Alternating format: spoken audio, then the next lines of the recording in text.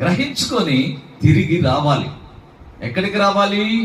దేవుని యొద్దకు రావాలి.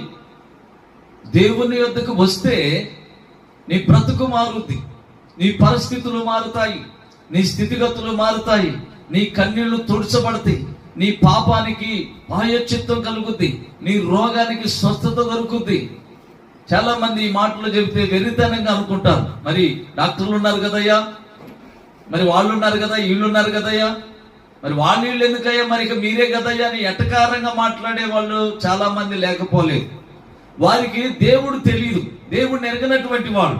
ప్రాయశ్చిత్తం అంటే నీ రోగం అంటే పాపపు రోగం, శాపపు రోగం, దురాత్మ చీకటి రోగం, అంధకార రోగం, పిచ్చి పిచ్చి అలవాట్లు, శాపగ్రస్తమైనటువంటి ఆలోచనలు, మైండ్ పనిచేయనటువంటి ఇలాంటి భయంకరమైనటువంటి రోగాల నుంచి దేవుడు విడిపిస్తాడు దేవుని యొద్దకు వస్తే. ఈ శరీరానికి